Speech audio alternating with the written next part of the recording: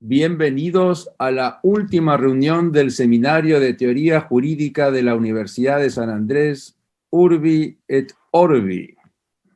Tenemos un gran final de temporada, ni más ni menos que Sir Martin Farrell, profesor de la casa, que no necesita ninguna presentación, va a exponer un informe para positivistas, el derecho natural en sus propios términos. Sir Martin, lo escuchamos. Muchas gracias por invitarme. Siempre me llamó la atención el hecho de que las personas que adhieren, o adherimos, si ustedes quieren, al positivismo jurídico, hablamos de derecho natural, pero basándonos en las opiniones sobre el derecho natural presentadas por otros positivistas jurídicos. Y esto me da la impresión de que deforma el status quaestiones y permite apreciar cierta ignorancia respecto de la evolución de la propia teoría del derecho natural. Los naturalistas se basan básicamente en autores como Finis, Aristóteles o Tomás de Aquino, y los positivistas estudian al derecho natural sobre la base de Kelsen y Hart. Pero Kelsen y Hart no son naturalistas.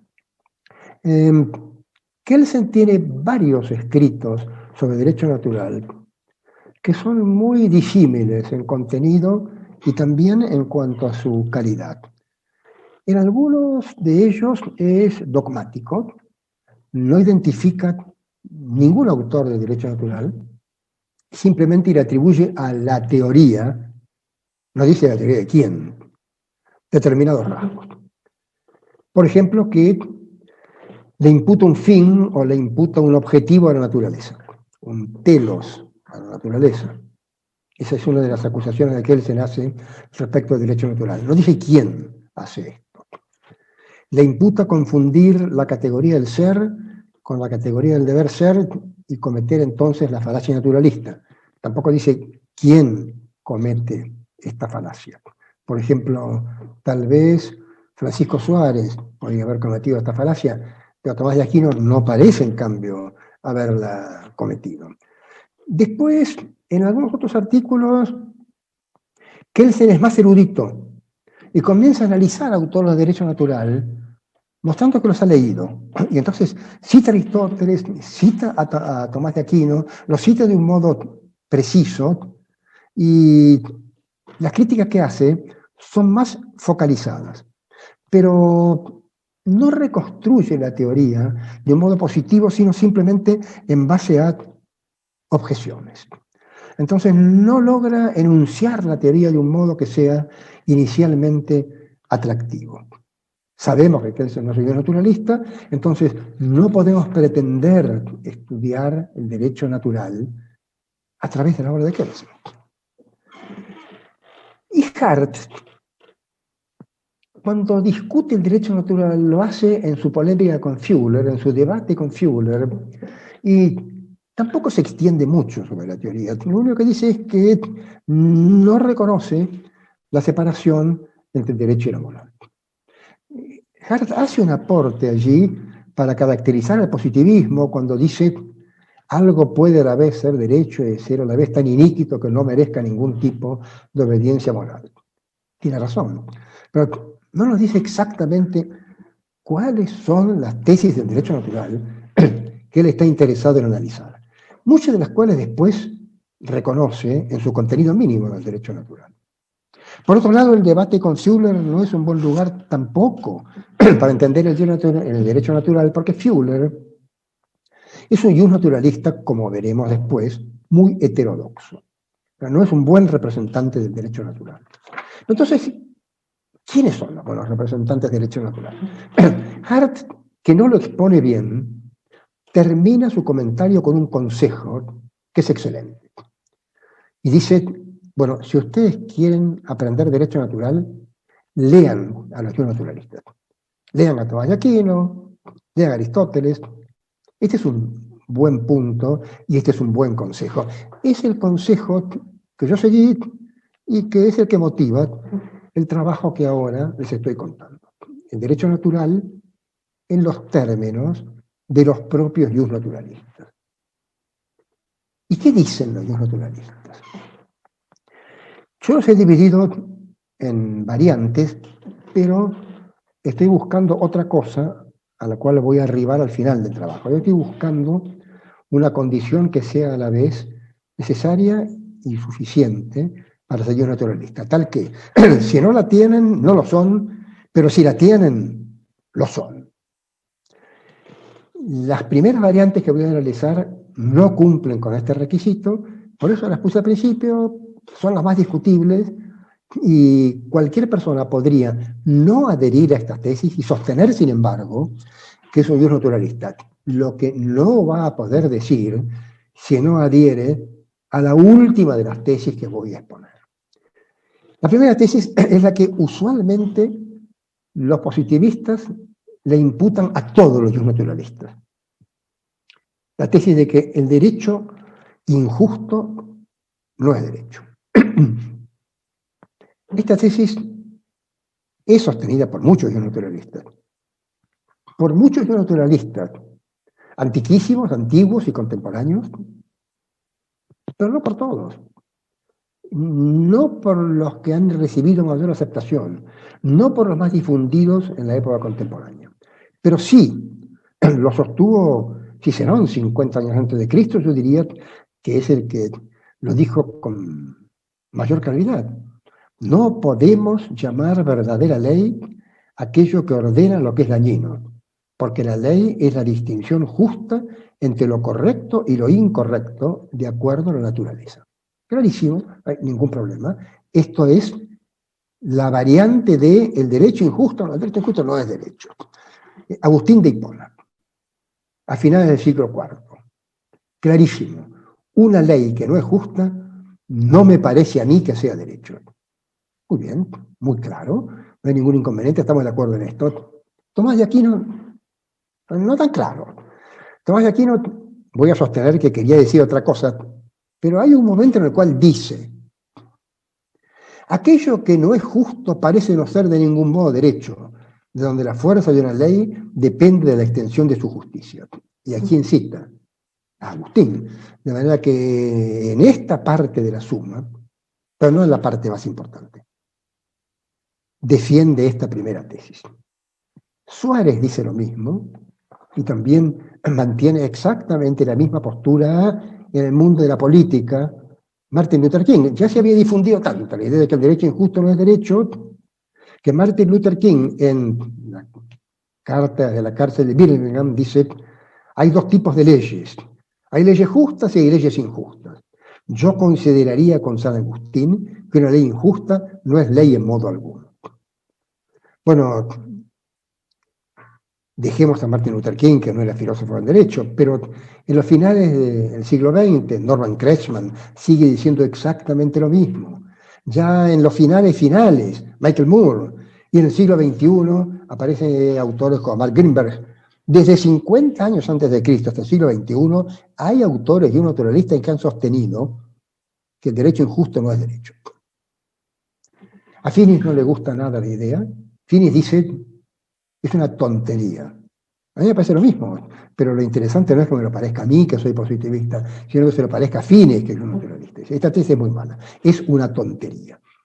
Entonces, dejémosla porque no es razonable caracterizar al naturalismo solamente por esta tesis, cuando muchos naturalistas que tienen derecho a decir que lo son, la rechazan de un modo enfático. Esta es la forma que usualmente adopta el positivismo para criticar al naturalismo. Está mal. No se lo puede criticar de esta manera. Vamos a una tesis más plausible. La primera tesis mitigada. Esto conforma la segunda variante. El derecho extremadamente injusto no es derecho. Y el derecho un poquito injusto, debe ser un poquito injusto, sí, pero extremadamente injusto no. ¿Quién dice esto? Famosamente, Radbruch. Radbruch era un positivista, algunos discuten esto, pero me parece que no se puede discutir esto. La filosofía del derecho de Radbruch es positivista. Y él mismo dice cómo se convierte en un naturalismo. Nosotros que nos llamábamos positivistas, en la que claramente él mismo se reconoce como tal. Radbruch dice horrorizado por las hazañas del nazismo, el derecho extremadamente injusto no es derecho. Son 3 artículos que Radbruch escribe en 1945, 1946 y 1947, muy breves. Uno se llama 5 minutos de filosofía del derecho, otro se llama arbitrariedad legal y derecho supralegal. Son artículos que no pasan las 25 páginas. Y la idea central es muy equivocada, como ya lo mostró Ricardo Ramírez Calvo en un excelente artículo que yo cito en mis notas. Dice que la culpa del nazismo la tiene el positivismo. No insisto en esto, ya Ricardo mostró que no es cierto, lo mostró mejor de lo que lo podría decir acá. Pero Radbruch estaba convencido, el hombre era un liberal determinado, liberal firme, que había sido ministro de Justicia en la República de Weimar, vivió en Alemania todo el nazismo, perdió su cátedra, perdió su trabajo, estaba horrorizado y decía, esto es culpa de los positivistas y acá no había derecho, porque esto era extremadamente injusto. Ahora, hay algunos autores que dicen que Radbruch tenía 2 versiones sobre lo que era ser extremadamente injusto y que en una versión más fuerte que la otra había que descuidar o despreciar a la igualdad. Y también decían que Radbruch tenía 2 consecuencias distintas. En un caso el derecho podía ser defectuoso, en otro caso no era derecho. Yo cuando leo la fórmula de Radbruch la encuentro muy clara. Cuando dice las cosas 2 veces, en general la segunda vez no dice lo distinto. La segunda vez está tratando de aclarar la primera formulación. Lo que quiere decir es que el derecho es terriblemente injusto, no merece el título de derecho, no es derecho. Ahora, esto lo dijo en el 45, lo mantuvo en el 46, pero ¿qué ejemplos tiene?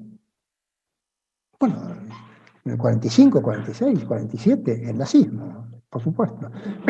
Estaban en marcha los juicios de Nuremberg, de manera que era el mejor ejemplo disponible, era un ejemplo contundente. Pero ¿nos está diciendo algo que sirve solamente para el pasado? Está diciendo, miren, desde un punto de vista académico, estoy contemplando el universo nazi y llego a la conclusión de que en ese universo no había derecho. Es eso solo, es nada más que un ejercicio de reconstrucción del pasado. Es interesante, pero no es muy importante, no es muy útil. O está diciendo, si pasa de vuelta, entonces ya lo saben, esto no va a ser derecho. En el artículo del 47, Radbruch dice, yo estoy pensando solamente en el nazismo hasta ahora y tengo la esperanza de que nunca se pueda repetir. Entonces, parece abonar la idea de que se está refiriendo al pasado. Nada más que a una reconstrucción del pasado en términos filosóficos jurídicos. Pero no fue así.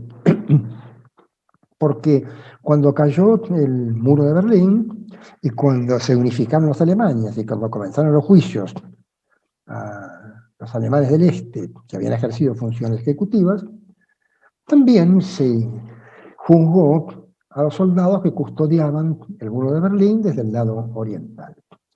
Y el lado oriental tenía un protocolo respecto del comportamiento de los guardias que era muy claro.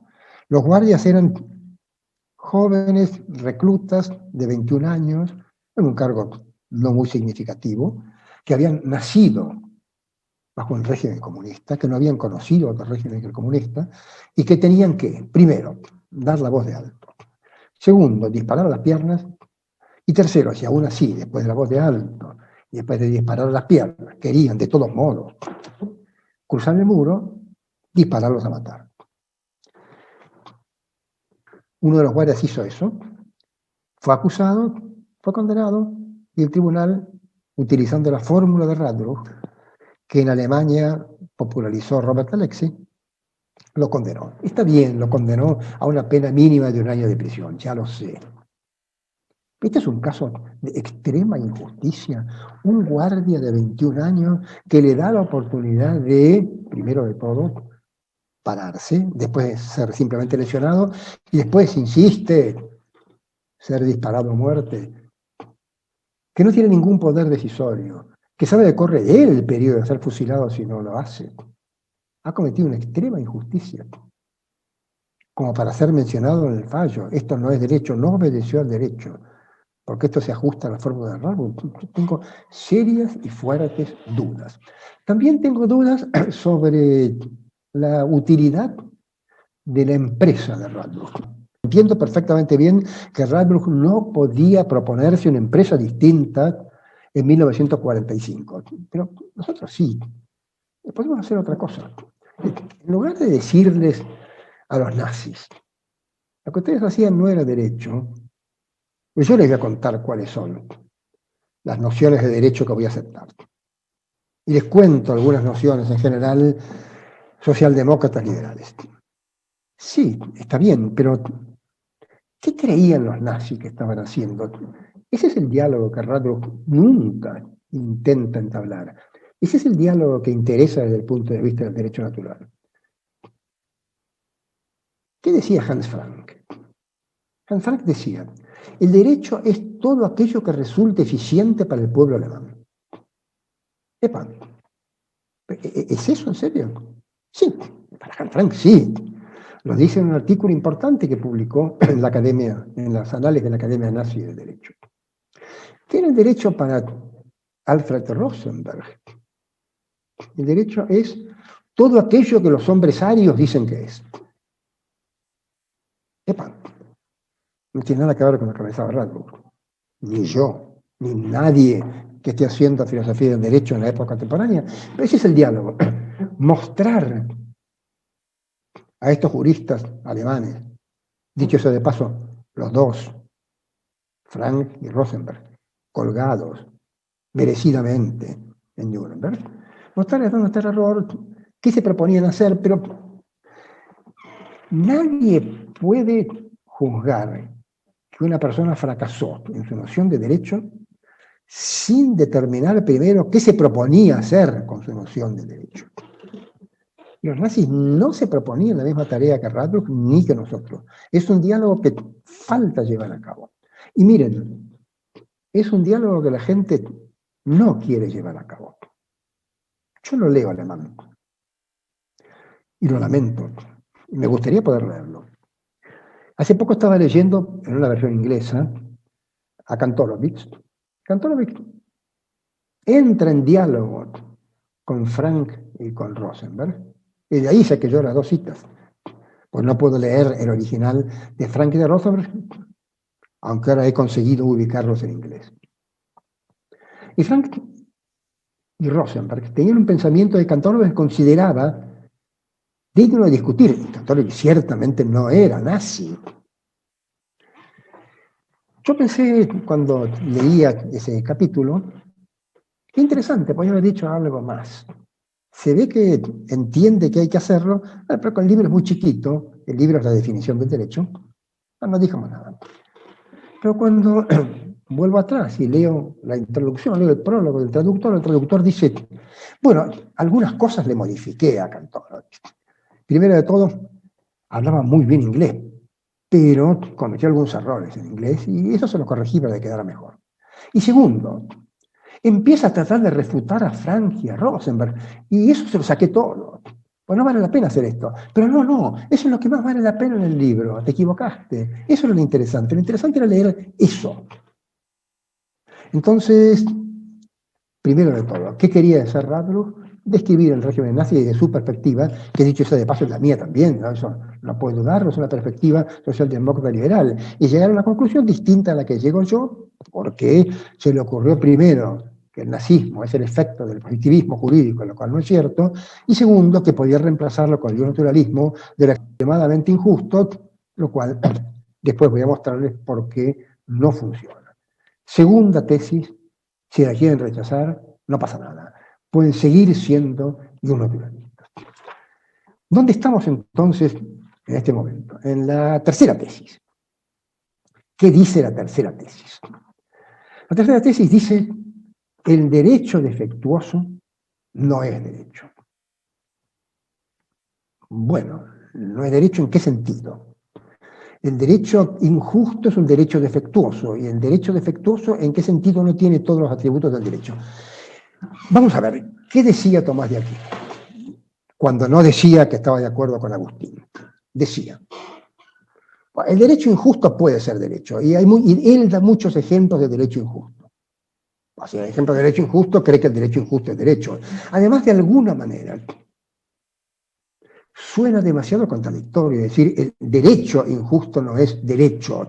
No podían caer en ese error Tomás de Aquino, ni ciertamente Finis. No es derecho en sentido pleno, no es derecho central, no es el mejor ejemplo de derecho, es un derecho que tiene defectos, lo que podemos seguir considerando derecho. Finis dice, técnicamente, no es derecho focal. Bueno, parece tener razón. Uno en un derecho, si quisiera poner un ejemplo de derecho central, focal, para usar la terminología de Finis, ¿qué tendría que decir? Bueno, pongamos una norma que además de ser eficiente, que además de ser necesaria, que además de coordinar, que además sea justa o no sea monstruosamente injusta. ¿Por qué no? Pondríamos un ejemplo de derecho focal. Está bien, no hay ningún problema. Pero,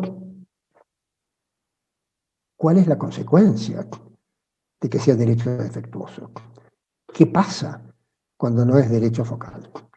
Hay una cosa que no puede pasar, eso ya lo sabemos. No puede dejar de ser derecho, porque si deja de ser derecho, entonces no es la tesis 3, es la tesis 1, que Finis dice que es una tontería. No, realmente no pasa eso. Lo que pasa es algo mucho más suave. No tiene autoridad moral como para ser obedecido. No puede pretender autoridad moral como para ser obedecido. Esto es mucho más aceptable. Y acá viene el defecto que yo le imputo. No solo es más aceptable, es demasiado aceptable. En realidad, lo aceptan todos. ¿Sí? Nadie podría discrepar. Estoy diciendo que es derecho injusto, por lo tanto le estoy atribuyendo un vicio moral. Y le atribuyo como consecuencia que no tiene autoridad moral. Pero si tiene un vicio moral no puede tener autoridad moral. Ya lo sé. Pero eso lo dije Tomás de Aquino, está muy bien, sí. Finis también, sí. Hart también. La mayoría de los positivistas también. Kelsen quería condenar a todos los acusados en Nuremberg. Kelsen apoyaba las ejecuciones de Nuremberg, sin duda. Hart sostenía cuestiones iníquitas que no pueden ser consideradas como moralmente obedecibles. El propio Hart otra vez decía, arreglemos estos desastres nazis con leyes retroactivas. Ninguno pensaba que las leyes nazis tenían autoridad moral. No solo estos y los naturalistas de la tercera variante, que es la contemporáneamente más difundida, Tomás de Aquino, Finis. Los positivistas piensan lo mismo, en otras palabras. Sí, es interesante, sí es una buena tesis, pero no puede ser una tesis distintiva del derecho natural, pues lo comparte con el positivismo jurídico. Todo positivista, especialmente todo positivista débil, adhiere a esta tesis. Punto. Busquemos otra cosa. Por ahí no va. Cuarta variante, que no puede funcionar en Occidente en el siglo XXI. El derecho natural es aquel derecho que proviene de Dios. Bueno, yo en el siglo XXI no diría esto, pero hay gente que lo dice. Robert George está convencido de que es así, y lo dice.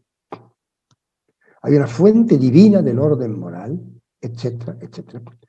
Germain Grisset dice lo mismo, van dos. Bueno, contemporáneo, Francisco Suárez dice lo mismo. Había una época en que nadie vacilaba en decir lo mismo. Grocio decía eso.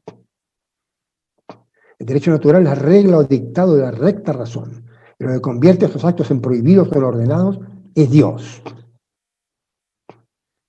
Pufendorf, se ajusta a la naturaleza racional y sociable del hombre. Proviene de Dios. Punto. Pero era más fácil decirlo en esa época que ahora. Ahora las teocracias están de moda, sí, en el mundo islámico, pero en el Occidente no. Están absolutamente desprestigiadas. En Occidente preferimos la democracia a la teocracia. Y alguien podría decir, bueno, la teocracia es mala cuando es islámica. No, la teocracia es mala, punto. Porque es una teocracia que afecta la vida cívica de un país. Y permítanme recordarles varios ejemplos de católicos autoritarios. Miren, por ejemplo, 1885, nada de Grosio, nada de Pufendorf. Miren a León XIII. Miren a León XIII con reserva y con cautela, y yo diría, yo con temor. Toda sociedad necesita de una autoridad que la dirija, autoridad que emana del mismo Dios. Y los jefes de Estado deben poner la mira totalmente en Dios, donde debe existir un culto público, siendo obligación grave de los príncipes honrar el santo nombre de Dios. Epa, mejor no adherir a la cuarta tesis. Tiene consecuencias tremendamente autoritarias. Pero ¿ha terminado en 1885 el sesgo autoritario? No. El propio Concilio Vaticano II tiene dentro de la Iglesia una actitud tremendamente autoritaria, porque sobre los bautizados concede tremendos poderes a las autoridades eclesiásticas. Estamos todos bautizados y hubo un movimiento para rehusar el bautismo y los mismos que otorgaban poderes autoritarios sobre los bautizados se negaban a aceptar la posibilidad de la renuncia al bautismo. De modo que esta cuarta variante del naturalismo es peligrosa. Se mostró que es peligrosa en el Islam y hubiera sido peligrosa en el mundo cristiano. Pero entonces, ¿qué es lo que caracteriza al derecho natural? No es considerar que el derecho injusto no es derecho, no. No es considerar que el derecho extremadamente injusto no es derecho, tampoco. No es considerar que el derecho injusto es derecho defectuoso y no derecho focal, tampoco. No es tampoco considerar que el derecho proviene de Dios, afortunadamente tampoco. Para mí hay una condición necesaria y suficiente. Y además se puede comprobar empíricamente, pero a veces es algo más fuerte que esto. Es una cuestión, es un juicio analítico más que un juicio sintético. Además se prueba en el mundo, se prueba empíricamente y es lógicamente verdadera. Es condición necesaria y suficiente para ser yo naturalista el sostener una moral objetiva. El derecho está basado en una moral objetiva, es la quinta, última y para mí definitiva tesis del derecho natural. La variante que permite identificarlo claramente, la variante que, de un modo empírico, mantienen todos los que dicen ser naturalistas de cualquiera de las variantes anteriores, y la que quieren mantener si quieren seguir manteniéndose dentro de esa teoría. Ese es el punto central del asunto. El derecho está basado en una moral objetiva. Es la idea que tiene típicamente ¿quién en el mundo contemporáneo? Finis. Ciertamente. Es la que sostiene Tomás de Aquino, obviamente, ¿qué otras cosas vas a obtener Tomás de Aquino? Es la que sostienen todas las personas que acabo de enumerar como jus naturalistas. Si uno es objetivista moral, es jus naturalista. Si uno es jus naturalista, es objetivista moral. ¿Por qué? Bueno, supongamos que yo soy objetivista moral. Vamos a la variante fuerte. Vamos a la variante del realismo moral. Michael Moore, David Brink. Vamos a tomar en serio al objetivismo.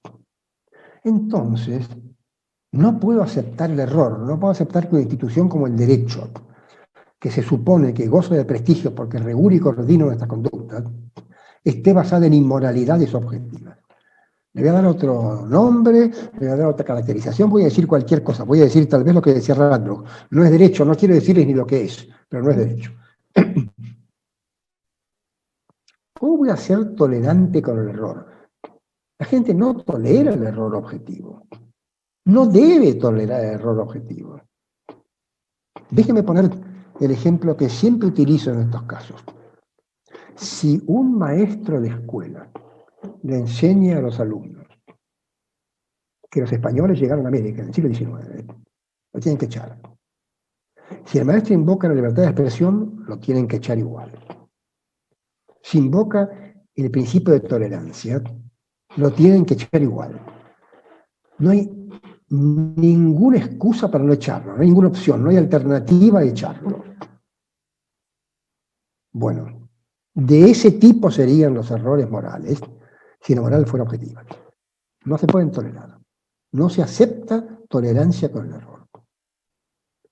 Entonces, no puedo decir, como dice que él sacrificó el derecho, sin hacer mención a la moral. No puedo decir, como dice Ras, la tesis de las fuentes no incluye fuentes morales. No puedo decir, como dice Hart, esto es derecho, pero es demasiado inmoral como para ser obedecido. No puedo decir eso. Pero ahora vayamos al otro extremo. Ahora soy subjetivista. Y digo que el derecho depende de mis emociones, que el derecho depende de mis sentimientos, que el derecho depende de mis gustos y de mis disgustos.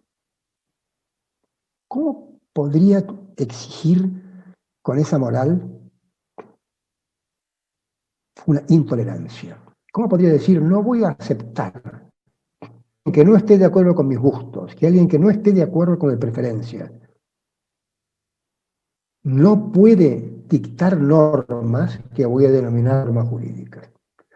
Mis preferencias, mis gustos, no son nazis, no son comunistas, pero son preferencias, son gustos, son subjetividades de Martín Fabio. Si yo mantengo que son solo de carácter subjetivo, no puedo negar el carácter de derecho a aquellos ordenamientos que no respetan mis preferencias subjetivas. Pero tus preferencias subjetivas no son solamente tus convicciones morales, pueden decirme. Tus convicciones morales tienen otros argumentos. Sí, no tengo ninguna prueba objetiva de que esos argumentos sean verdaderos. En otras palabras, digámoslo con dureza, no hay verdad ni falsedad en las proposiciones morales. Las proposiciones morales se rigen por el no cognitivismo. Dicho esto, no puedo ser ius naturalista si creo semejante cosa. ¿Cómo puedo creer que todo esto va a dar lugar a un contenido obligatorio y respecto del cual me tengo que mostrar intolerante por ordenamiento jurídico? No puedo hacerlo. Si soy subjetivista, no puedo ser ius naturalista. Si soy objetivista, tengo que ser ius naturalista.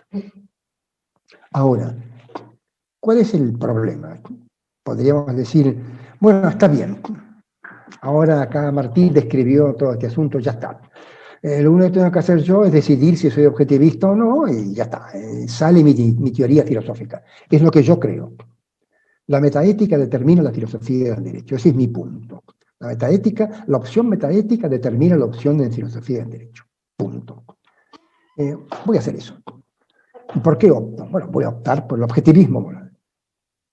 Bueno, en ese caso, lo menos que puedo hacer es avisarle que no tiene pruebas. Es objetivista, muy bien, mantiene su objetivismo, de acuerdo, pero no puede probar ninguno de sus juicios. Entonces, este puede ser el fundamento de un libro tan importante como el de Finis. La creencia en una metaética que a su vez no otorga, no aporta, no tiene ninguna prueba. Y Finis resuelve el problema de una forma que a mí me parece muy mala, pero realmente muy mala. Él dice, bueno, no hacen falta pruebas, una manera elegante de decir no tengo pruebas, pero no hacen falta pruebas en realidad. ¿Para qué les va a tener? Porque todo esto es autoevidente. Autoevidente. Todas las cosas que nos propone Finis en materia moral son autoevidentes. A mí me parecen cualquier cosa, muchas de ellas, menos autoevidente. Cuando nos propones fines, cuando nos propones objetivos de vida, uno de los objetivos de vida que a mí me asombra es el casamiento. No es la gratificación sexual, no es la compañía de vivir en pareja, no es la posibilidad de formar pareja, no. Es un tipo de pareja. El casamiento es uno de los fines en la vida que no puedo evitar.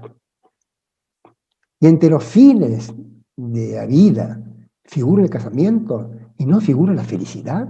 Y esto es autoevidente. ¿Es autoevidente que debo perseguir el casamiento más que la felicidad? A mí no me parece absolutamente autoevidente nada de esto. Supongamos que a ustedes les parezca autoevidente el casamiento y no les parezca autoevidente que hay que incluir la felicidad. Muy bien. Déjenme hacer el último ensayo, después de lo cual abandono, porque si no me creen con esto, no me van a creer y cambio de tema. ¿Ustedes creen que practicar deliberadamente la contraconcepción, desde el punto de vista moral, es equivalente al homicidio? Al homicidio, contraconcepción, unan la hora con homicidio, finis creso.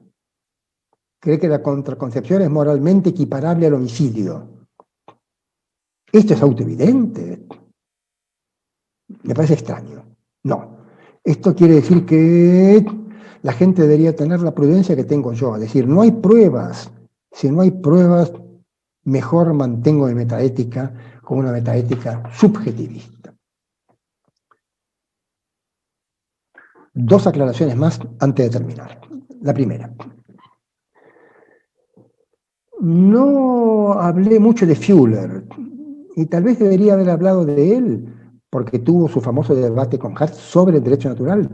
La respuesta es no, porque es un naturalista muy atípico. Ese sí que es realmente periférico, ese sí que no es vocal.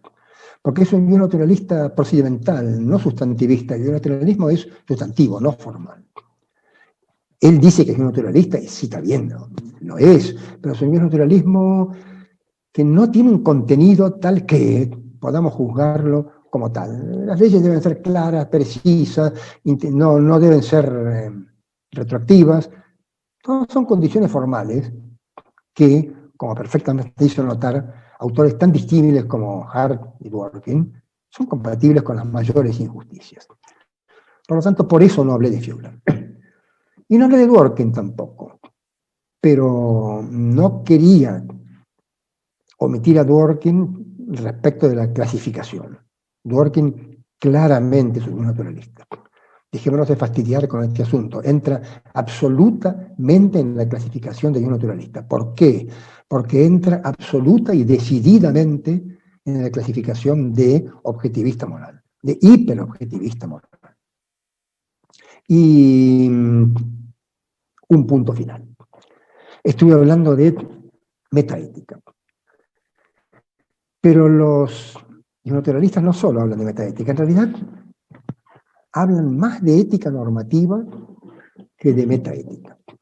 Pero lo más importante, sin embargo, para caracterizarlos como naturalistas, no es su ética normativa, sino su metaética. ¿Pero qué dicen cuando hacen ética normativa? ¿Qué tipo de ética normativa hacen? Y permítanme terminar con esto. Hacen una ética normativa deontologista. Son adversarios decididos del consecuencialismo. Acá no me meto en condiciones necesarias ni suficientes, esto es puramente descriptivista. No sé por qué hacen esto, pero esto sí lo hacen. Condenan fuertemente el consecuencialismo. Finis piensa que el consecuencialismo es su enemigo. ¿Por qué? Esta es una explicación que doy como lego, no me la tomen muy en serio, no conozco mucho el tema. Yo diría que es por una cuestión religiosa, porque el consecuencialismo es fuertemente condenado en los evangelios. El personaje evangélico consecuencialista, muy sensato, dicho sea de paso, es después fuertemente condenado por San Pablo. es Caifás. Cuando está por morir Jesús, Caifás sabe que es inocente. Es un sumo sacerdote y sabe que es inocente. Por lo menos los evangelios quieren que nosotros creamos que Caifás sabía que era inocente. Y se hace una pregunta perfectamente sensata, pero ¿no es mejor que muera un inocente que muera todo un pueblo? Pregunta que, sinceramente, yo creo que tendría muchas personas que haberse preguntado esto. Pero San Pablo dice, a estos son los que condenamos. Entonces, liquida la posición de Caifás, que es la posición consecuencialista. ¿Van a morir todos o va a morir solamente una persona? Bueno, pensémoslo un momento. Muchos autores que simpatizan con el ontologismo, como Bernard Williams, se hacen la misma pregunta y optan por la solución consecuencialista. Y Caifás, sin embargo, está diciendo lo mismo 2000 años antes y es considerado, bueno, un miserable evangélico. Yo creo que es por esta razón religiosa, creo, que los naturalistas que a la vez son religiosos, otra condición puramente empírica, no estoy sosteniendo que un ateo no pueda ser y un naturalista. Más aún, la ética objetivista de Michael Moore rechaza enfáticamente toda referencia a Dios y dice, miren, por favor, si están haciendo objetivismo moral y especialmente realismo moral, les voy a pedir una sola cosa. No lo metan a Dios porque complica todo. Pues sacando a Moore, que dice esto, la mayoría de los naturalistas contemporáneos son a la vez religiosos contemporáneos. En suma, para concluir, ¿qué es el naturalismo? El naturalismo es una teoría filosófica jurídica que defienden todos aquellos que creen en una moral que tiene fundamentos objetivos y que creen que el derecho está sustentado en una moral que tiene precisamente esas características. Ahora, muchas gracias, empecemos a discutirlo. Muchas gracias, Martín. Voy a abusar de un privilegio y voy a hacer la primera pregunta y después dejo en manos de Ricardo Ramírez Calvo la conducción del debate. Si entiendo bien, vos te acercás o sostenés que el justnaturalismo de Finis en realidad no está del todo equivocado. Te cito, parece que estuviéramos en presencia de una teoría realmente plausible, pero ahora enfrentamos una nueva dificultad. Esta variante no se diferencia del positivismo jurídico. Y más adelante, cuando volvés sobre esta, creo que es la tercera posición o concepción justnaturalista, decís otra vez, la idea es atractiva, pero enfrenta la dificultad de que no sirve para caracterizar al justnaturalismo, puesto que muchos positivistas la comparten. Pero un justnaturalista te podría decir que el problema es al revés, lo tiene el positivismo. Nosotros, los justnaturalistas, hemos estado ahí, hemos inventado el derecho positivo. Nuestros teólogos humanistas del siglo XII fueron los que aplicaron positivus para traducir los diálogos de Platón, primero sobre gramática, filosofía del lenguaje, y después lo empezamos a usar en el derecho. Así que ustedes o nosotros los positivistas deberíamos enfrentar. Es un problema para nosotros, no para el justnaturalismo. Si coincide, nosotros tenemos que desmarcarnos, no ellos. Nosotros tenemos que explicar cuál es el paso adelante del positivismo sobre la teoría del derecho. Pero el positivista lo que está diciendo es que hay una separación entre el derecho y la moral y que la separación entre el derecho y la moral permite definir el derecho sin recurrir a la moral. Está bien. Y el justnaturalista, que podríamos llamar justnaturalista débil, lo que está diciendo es, miren, yo prefiero definir el derecho con referencia a la moral. Y decir, el derecho, tal como lo entiendo focalmente, es aquel que tiene virtudes morales. También acepto que secundariamente existen otras ramas, otros aspectos, otras versiones del derecho que no tienen esas virtudes morales y que, de todos modos, constituyen derecho periférico o derecho defectuoso. ¿Y qué quiere decir que es derecho defectuoso? Bueno, quiere decir que no merece nuestra obediencia.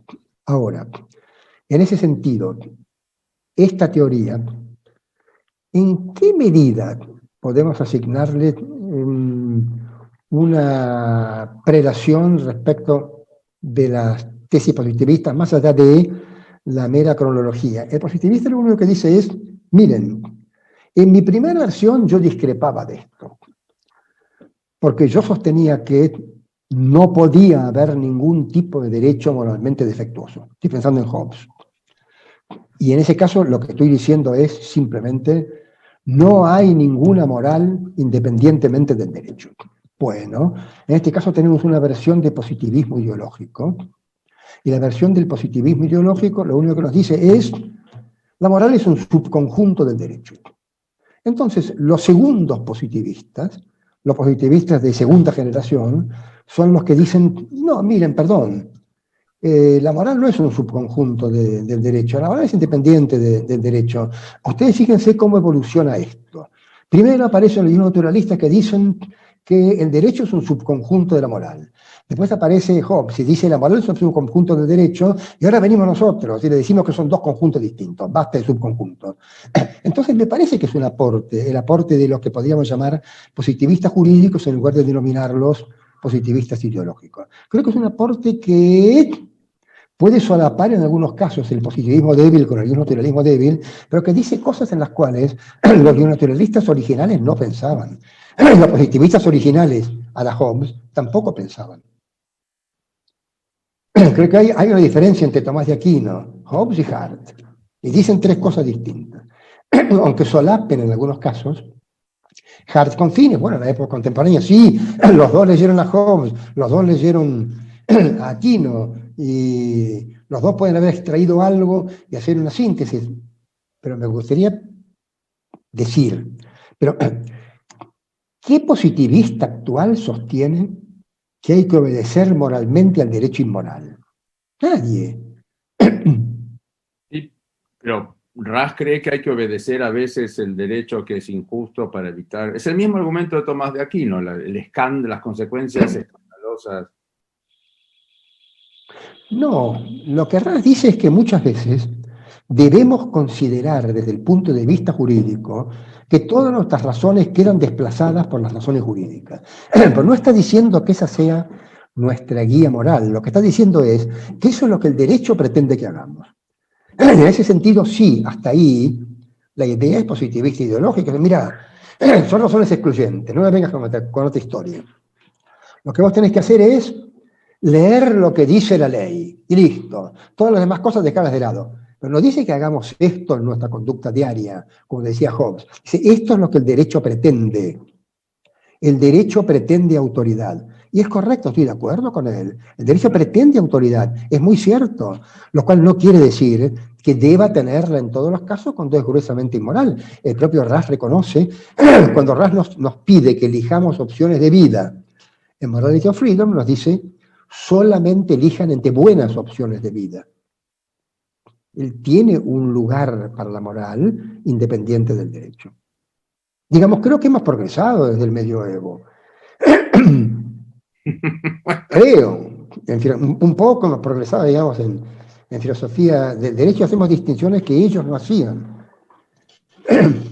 Sí. Bueno, el Shibboleth es la autoridad, esa es la discusión. ¿Qué teorías del derecho reconocen que el derecho de autoridad y cuáles no? Y no, bueno, no voy a dar el próximo paso. No, un momento. Sí. No. Si ese es el próximo paso, es que la respuesta es un poquito más compleja. La pregunta no es simple en el sentido de quién reconoce la autoridad del derecho. No. La pregunta es ¿sobre qué tiene autoridad el derecho y en qué casos? Ese es mi punto. ¿El derecho sobre qué prima? ¿Prima siempre y prima sobre todo? Esa es la respuesta. Sí, no, ¿cuál? Por ejemplo, la respuesta hobbesiana es simplísima. Sí, tiene autoridad. ¿Sobre qué? Sobre todo. Prima sobre todo, sí. Y cállate la boca. Ahora viene la respuesta ciceroniana. ¿Sobre qué prima el derecho? Y sobre muy poquito, sobre aquellos problemas de coordinación y en todos aquellos casos en los cuales no contradiga la moral, porque si no, no prima sobre eso, le gana la moral. Respuesta agustiniana, idéntica a la respuesta ciceroniana. Respuesta tomista. El derecho, en todos los casos de coordinación, prima y en todos los casos focales prima.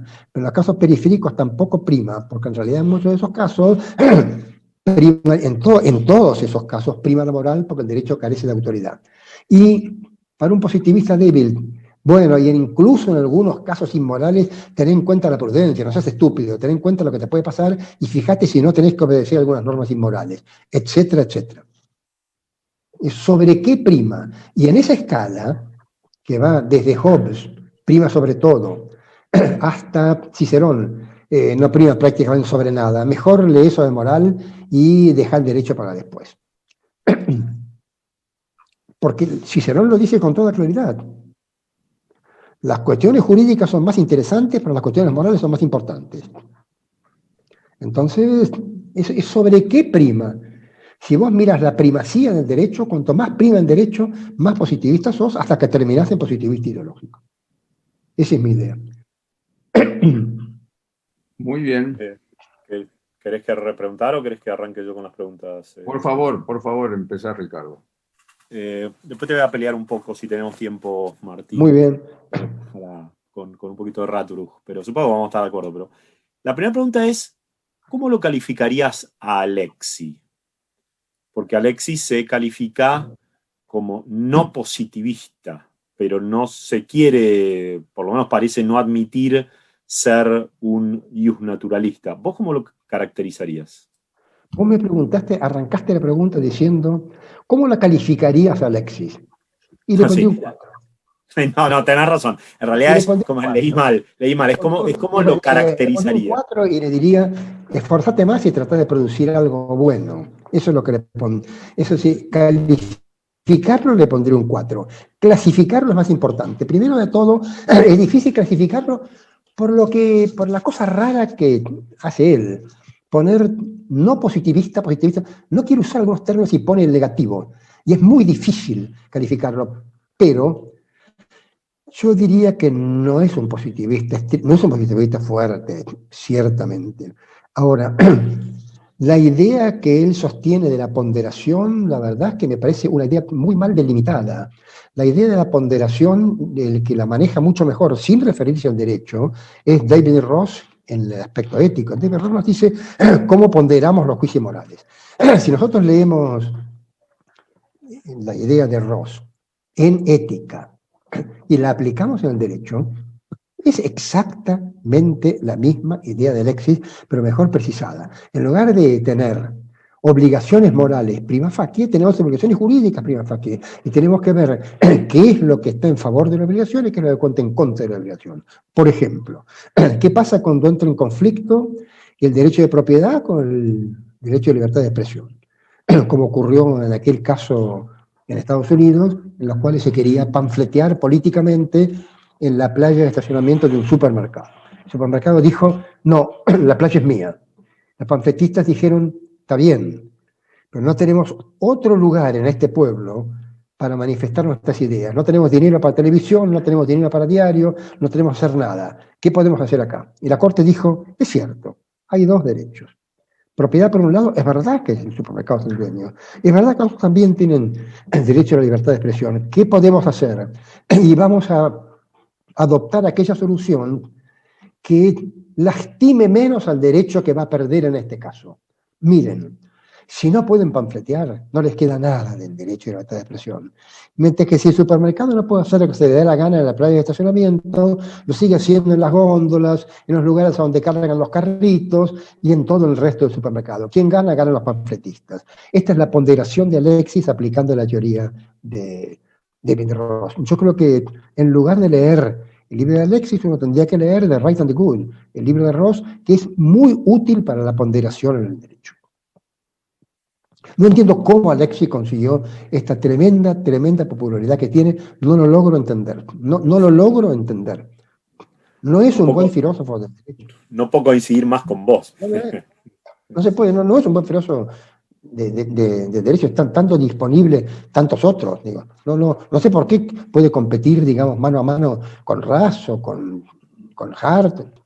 La siguiente pregunta es, ¿cuál sería la reacción de Hart? En realidad, ¿cuál fue la reacción de Hart respecto de los juicios de Nuremberg? Porque vos comentaste que en realidad Hart acepta que las conductas de los nazis son despreciables y sí, hay que sancionarlas, pero desde el punto de vista del positivismo de Hart, ¿cómo se justifica el hecho de condenar a un nazi en Nuremberg cuando en realidad pareciera que las leyes nazis no hubieran prohibido la conducta por la cual fueron condenadas estas personas? La explicación que da Hart es muy clara. Hart quería condenar a los nazis y lo que decía él es, los deberíamos condenar en base a leyes retroactivas. Eso es lo que tenemos que hacer. Por otro lado, Hart no estaba muy al tanto de las mayores injusticias, porque los casos que cita en su polémica con Führer, después Dissenhaus mostró que estaban todos mal tomados, lo cual no tiene ninguna importancia para el debate académico, porque uno puede discutir sobre un caso ficticio que puede ser tan fructífero como un caso real. Pero lo que Hart no advirtió es que en realidad fueron condenados con leyes retroactivas. Cuando él dice, deberían haberlo sido, fueron condenados. El Acuerdo de Londres es una ley retroactiva. Esa idea del Acuerdo de Londres, de que una guerra de agresión condena con pena de muerte, es una ley absolutamente retroactiva. ¿De dónde salió todo esto? Del Acuerdo de Londres. ¿Cuándo fue condenado a muerte un derrotado en una guerra, aunque fuera derrotado sin excusas? ¿Cuándo fue condenado con la pena de muerte? ¿Qué pasó con Napoleón? Lo condenaron al exilio en un lugar del cual no pudiera escaparse, pues del primer exilio se escapó. ¿Qué pasó en el siglo XX? ¿Qué pasó con el Kaiser? Lo mataron también directamente a cortar leña. Simplemente no los condenaban a muerte. ¿Y qué dijeron después de la Segunda Guerra Mundial? Bueno, los jerarcas nazis no pueden escapar vivos. Convengamos en los acuerdos de Londres y condenémoslos. Y Kelsen es el que más se preocupó por esto, y por eso tiene un artículo muy bueno que se llama ¿Los juicios de Nuremberg constituirán un precedente del derecho internacional? Y lo que dice el artículo con toda claridad es no pueden constituir un precedente, es un desastre esto. Sí, gracias, Martín. Joaquín Millón, vos habías pedido la palabra, así que te la vamos a ceder siendo casi interno. Muchas gracias, Ricardo. Muchas gracias, Martín. Yo tengo una duda que tiene que ver con la conclusión que se extrae de todo el razonamiento, que supondría que no se puede ser positivista y a la vez objetivista moral. Y en algún punto esto me parece problemático, porque si uno es un positivista metodológico, uno bien, y que me parece que es la única manera de ser razonablemente positivista, y que creo que todos tienden a querer ser positivistas metodológicos, uno lo único que necesita es una tesis o una teoría que nos ayude a identificar qué cuenta como derecho, por ejemplo, a través de alguna elucidación acerca de la tesis de las fuentes sociales o algo por el estilo.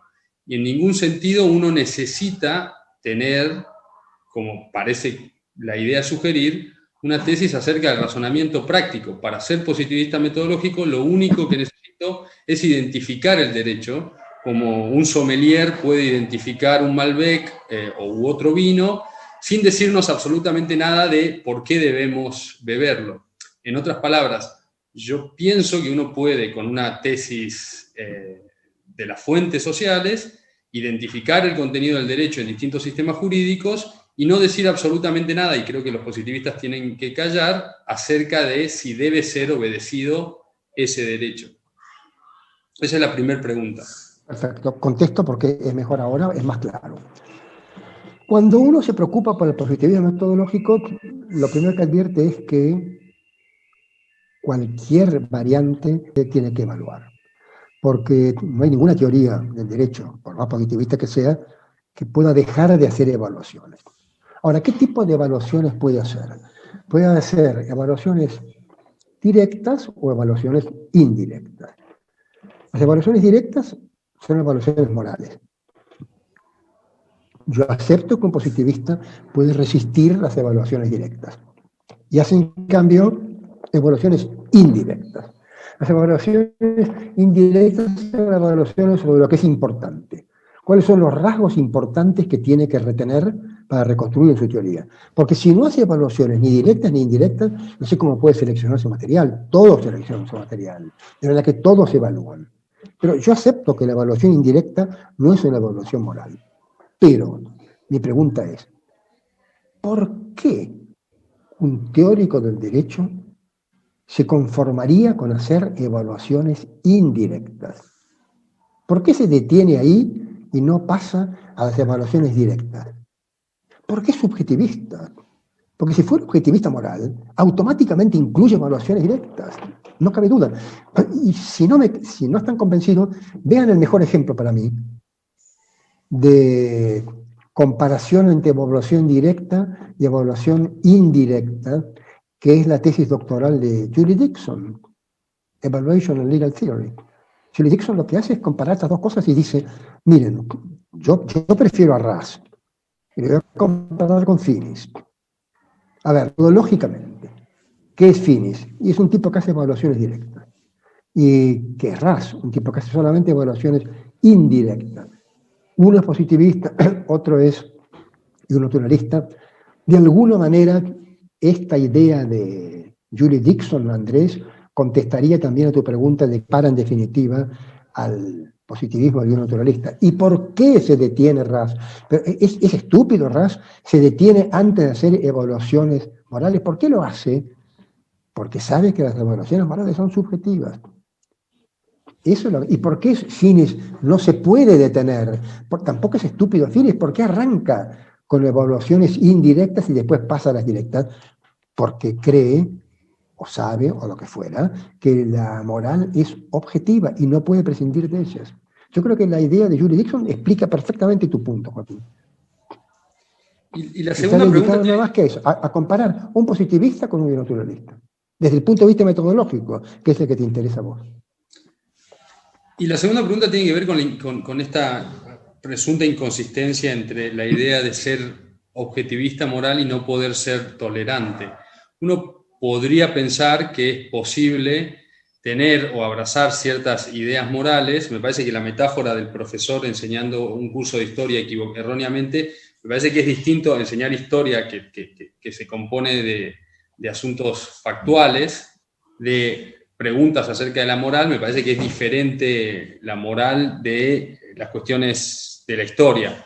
En cualquier caso, mi pregunta es perfectamente posible, por ejemplo, que una persona conciba, como lo concebís vos, que el homicidio es diferente a la interrupción temprana de un embarazo, y concebirlo, no obstante, en términos prima facie, es decir, poder asumir algunas ideas, abrazar una suerte de objetivismo falibilista, y precisamente la tolerancia cumpliría un rol en cuanto yo estoy dispuesto a poner en discusión mis creencias morales, pudiendo el otro en ese diálogo corregirme mis afirmaciones o corregir a través del diálogo esas afirmaciones. Por tanto, uno podría tener abrazar ciertas afirmaciones morales con pretensiones objetivistas, no obstante estando sujetas a discusión.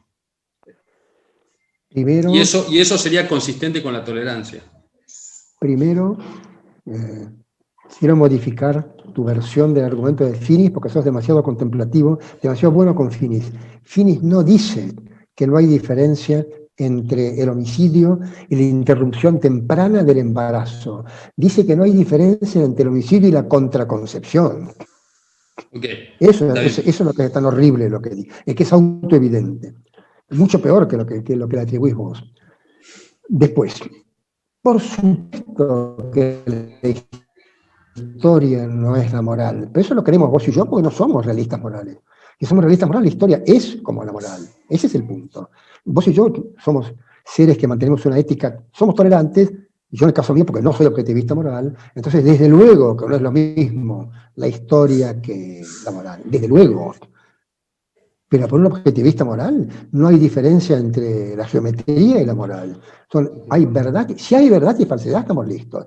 Ahora, la única defensa que yo he escuchado, que me parece horrible, pero la he escuchado por parte de algunos objetivistas, es, bueno, puedo ser tolerante si creo que hay un valor moral objetivo, y ese valor moral objetivo es la tolerancia. Uno puede decirle, qué suerte que tenés.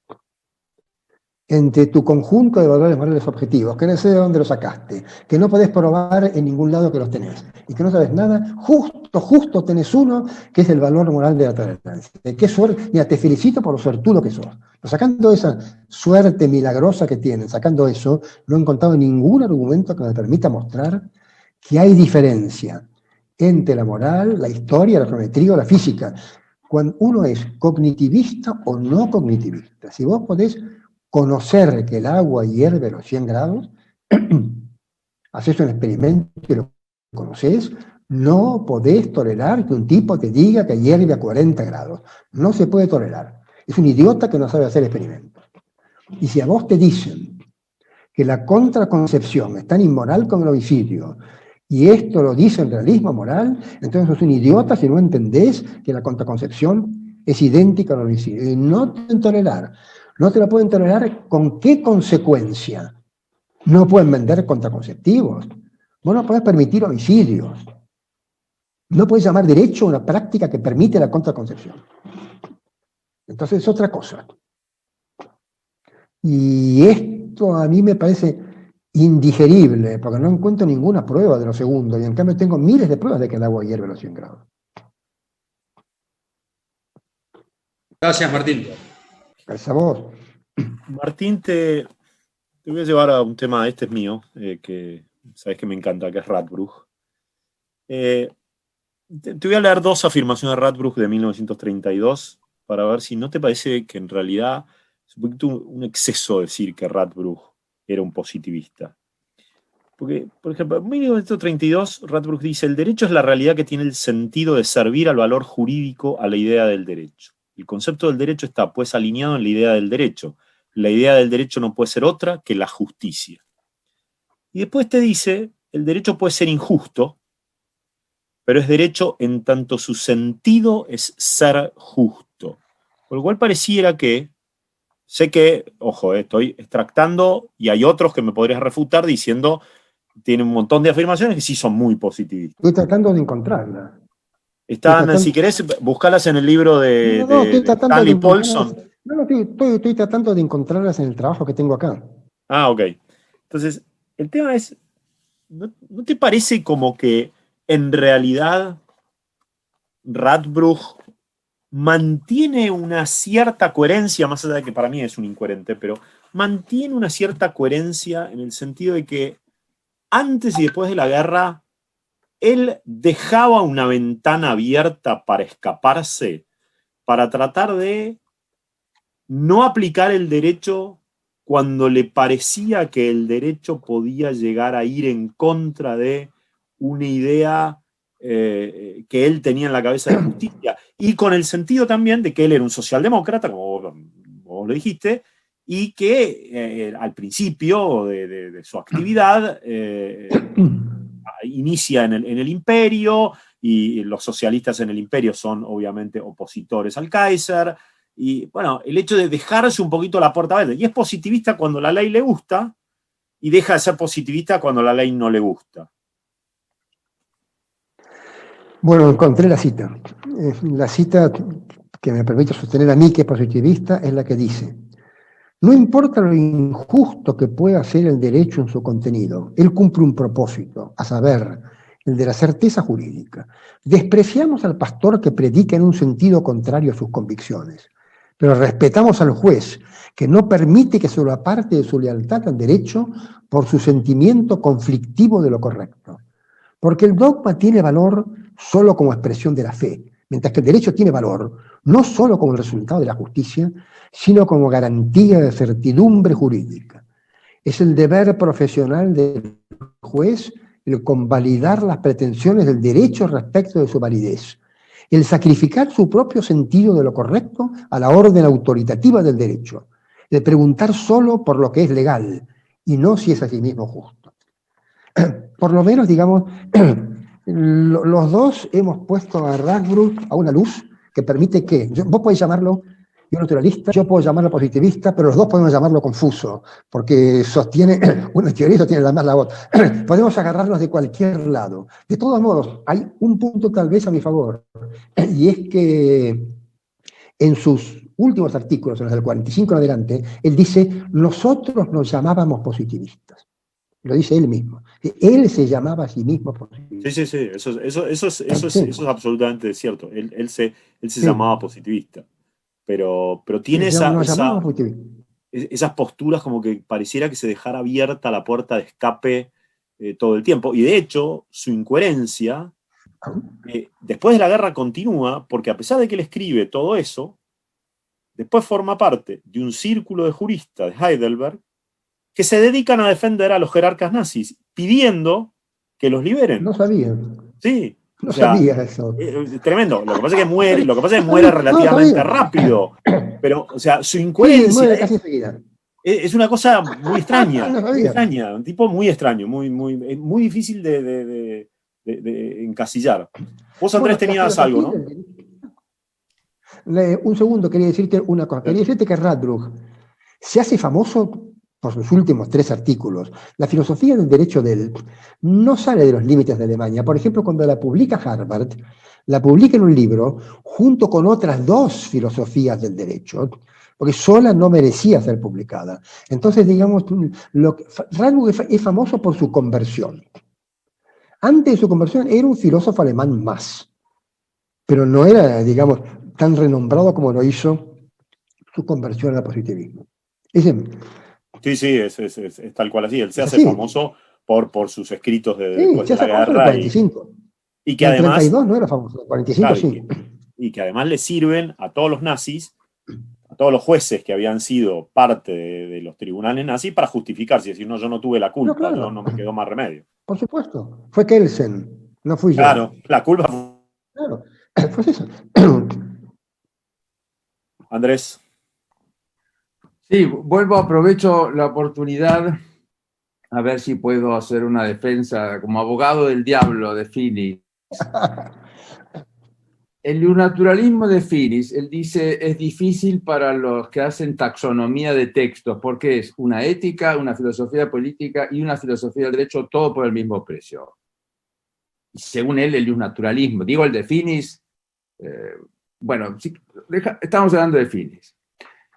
Por eso decía que hay momentos en que ese es el punto de Finis, que el positivismo y o al revés, la teoría del derecho naturalista comparte básicamente, es positivista, es más, inventaron ellos el positivismo.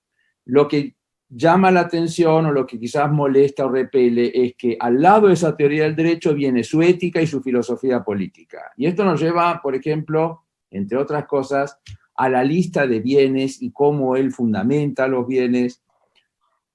Pero yo, si bien no estoy de acuerdo con él, no sé si quisiera o no quisiera, pero la verdad no estoy de acuerdo con él, la lista de bienes que él presenta no es que tenga el problema de que nos repele. Yo diría al revés, muy poca gente podría estar en contra de esta lista.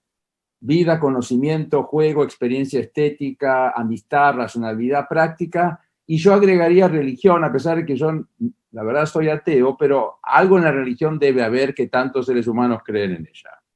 El punto es si de esta lista de bienes intrínsecos, o primeros principios de racionalidad práctica, se sigue lo que Finis le atribuye.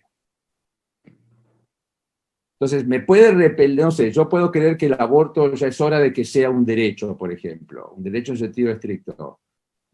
Pero el problema no es la lista de bienes, el problema es lo que se infiere después. Y a todo esto, su teoría del derecho se puede separar completamente, es como un cohete que ni siquiera necesita lanzarlo, porque los cohetes necesitan una base de lanzamiento. No es una metáfora apropiada. Él puede insistir con sus compartimientos autónomos, independientes, y por eso me parece, hacía yo, o hago hincapié en la autoridad. La batalla decisiva ahora es entre teorías del derecho. Yo dije que reconocen, que acomodan la autoridad, y teorías del derecho que creen que existe un derecho inherente. Y este derecho inherente es lo que se suele llamar iusnaturalismo, pero si Finis tiene razón, esto es un invento moderno en realidad. No es la tradición clásica o medieval. Esto es Dworkin, esto es Alexis, son los antipositivistas. Recordemos un momento lo que dice, creo que es Brian Leiter, vos me vas a corregir porque a veces Brian Leiter se puede convertir en Brian Bix porque escriben sobre la misma cosa, pero creo que fue Leiter el que dijo, con razón por otro lado, que el libro de Finis básicamente es un libro de ética. Y solamente después del capítulo, creo que dice, después del capítulo 6 aparece algo de derecho, de filosofía del derecho. Hay que leerlo como un libro de ética. Muy bien. Y en ese caso vamos a mi test. Vamos a leerlo como propongo yo que lo leamos. Y si es un libro de ética, ¿cuál es la ética normativa que está desarrollada en el libro? La ética deontológica. ¿Cuál es la metaética que soporta esta ética deontológica? La objetivista. Ese es el libro de Finis. Punto. Pero, perdón que te interrumpa. Finis diría que él no es ni deontológico ni consecuencialista, él es peronista, él es la tercera vía. No, esperá. Acá vamos, ahora tengo que reubicar a Finis. Él suena kantiano, y para los deontológicos él suena kantiano porque habla de principios. No, esperá. Para los deontológicos suena consecuencialista porque habla del bien humano. No. Tiene páginas, esperá. No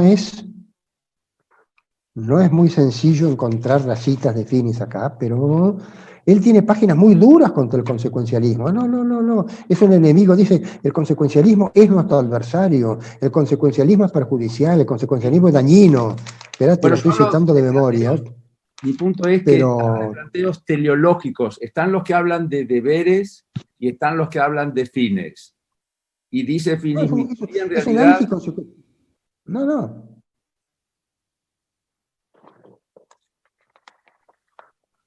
Mirá. Este es el problema de los filósofos, no se ponen de acuerdo, ¿te das cuenta? Y después los juristas pretenden que los juristas les prestemos atención. No, es que Finis es muy claro. Finis es muy claro en su ataque al consecuencialismo. Es un claro deontologista y es un claro objetivista. Y eso me permite insistir en mi punto de diferencia. Cuando Finis habla de derecho focal, ¿cómo identificamos al derecho focal? Con una metaética objetivista. Si yo te digo, por ejemplo, mira, tiene que formar parte del derecho focal el aborto en caso de violación. Finis te va a decir que no, es derecho defectuoso. Digo, no, tiene autoridad moral para que sea un derecho. Y yo reconozco que es una manifestación subjetiva mía, pero él cree que no, él cree que es autoevidente. ¿Cómo no va a ser autoevidente que el aborto en caso de violación tiene que ser penado y tiene que ser un delito para una persona que cree que la contraconcepción es el homicidio? Entonces, ¿cómo identificas el derecho focal? Con una metaética objetivista. No puedo encontrar, mira, si tuviera acá el libro de Finis, y no mis citas sobre Finis, en un segundo, porque está subrayado, te diría cuál es su versión anticonsecuencialista. Es muy dura. Finis es San Pablo, Finis está contra Caifás. Finis es asesor del Vaticano, Finis tiene que estar en contra de Caifás. Yo puedo defender a Caifás, él no. Es hiper... Pero él dice, yo no soy kantiano ni soy teleológico. Mi teoría combina principios con el bien humano. Por eso hay gente que me quiere poner de un lado o del otro. No tiene por qué ser kantiano, lo reconozco entre otras cosas, porque la ética kantiana es muy mala. Hay deontologistas mucho mejores de Kant. Digamos, si uno coloca Rawls al lado de Kant, es mucho mejor Rawls en ética. Nozick al lado de Kant es mejor Nozick. Sin duda, Kant era muy malo haciendo ética. Digamos, la fama de Kant, merecida por cierto, es por el genio que muestra la ética de la razón pura. Después, si uno dice, pero Metafísica de la Moral es un buen libro, Metafísica de la Moral es un libro horrible. Entonces yo creo que en este caso Finis hace bien en despegarse de la parte ética de Kant. Fíjate lo que dice Kelsen de Kant. Es un hombre que escribió un libro de ética sin ningún valor.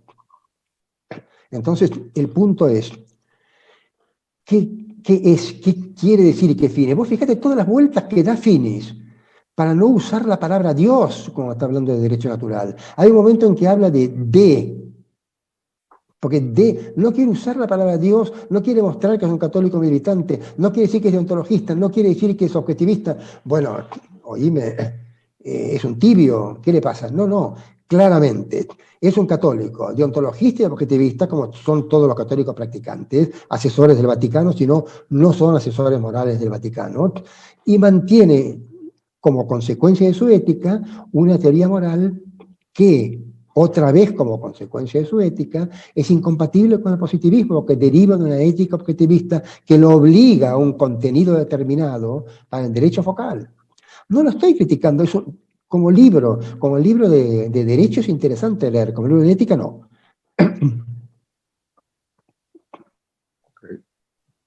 Joaquín, vos habías levantado la mano, querías hacer algún comentario. ¿No? ¿Estamos bien? Martín, una pregunta. Ahora, si el iusnaturalismo es ser objetivista moral, ¿no te parece que había algunos nazis que deberían ser calificados como iusnaturalistas entonces? Porque ellos consideraban un cierto objetivismo moral. Pero no todos, pero por vos coincidirás conmigo en que una de las bases del nazismo podría haber sido Nietzsche. Sí. Podría, sí. Vos lo conocés mucho mejor que yo. Yo he leído poco de Nietzsche, pero podría. La parte de hombre y superhombre, la parte de genealogía de la moral, porque en realidad está el ario y está ahí el católico se parece más al judío que al católico en genealogía de la moral. Esa es una idea nazi. ¿Es perfectamente compatible con términos de derecho natural? Sí, por supuesto. Mirá, acá pasa, Ricardo, algo parecido a lo que ocurre y lo hemos discutido a veces en San Andrés, con la Corte Suprema norteamericana. Los liberales, cuando están en mayoría, son naturalistas liberales y hacen que la Corte interprete la Constitución como naturalistas liberales, lo cual produce el llanto de los conservadores, que como son mayoría, interpretan la Constitución como naturalistas conservadores y producen el llanto de los liberales.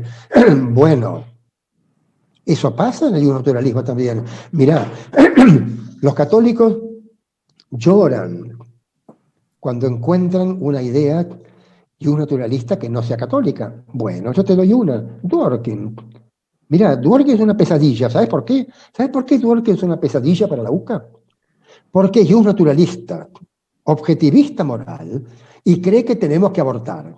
Entonces es mucho más pesadilla que yo, porque yo soy positivista, creo que en algunos casos tenemos que abortar, pero solamente aclaro que eso es mi gusto y mi preferencia. En cambio, Dworkin te dice, vos tenés que pensar lo mismo, porque esto es moralmente verdadero, y eso es terrible. Y bueno, ¿y sabés quiénes son los culpables? Los naturalistas, que si te dicen, mira, mi naturalismo, te lo tenés que tragar, tienen que aceptar que el otro le conteste, no, vos tenés que tragarte el mío. Esa discusión liberal conservadora de la Corte se reproduce. ¿Por qué Dworkin no es citado en la UCA? Por naturalista. Está bien que no me citen a mí, por positivista, que no lo citen a Andrés, es razonable, que no te citen a vos tampoco, eso positivista. No, esa parte yo lo entiendo, perfecto. Pero no lo pueden citar a Dworkin, que es un naturalista, porque esa es la pesadilla. Un tipo que te dice, no, la verdad moral la tengo yo, vos estás equivocado. En cambio, yo te digo, mira, estamos discrepando, tenemos posiciones distintas, pero ninguno de los dos tiene la verdad moral. Sigamos discutiendo, porque no hay argumentos de knockout. Sí, coincido, y además el serio problema que tiene esa posición es que te excluye la discusión. Porque cierra la discusión, porque la discusión es esta es la verdad y listo, y no discutimos. Eso es lo que destruyó la Corte Americana. Esa manera de razonar destruyó la Corte Americana. Bueno, muchísimas gracias, Martín, como cierre de esta versión 2020 pandémica del seminario. Creo que no pudimos haber tenido mejor cierre. Andrés, no sé si querés darle un cierre vos como director del seminario, ¿querés darle un cierre a nuestras sesiones del 2020? No tengo palabras, francamente. me quedé sin palabras, no sé lo...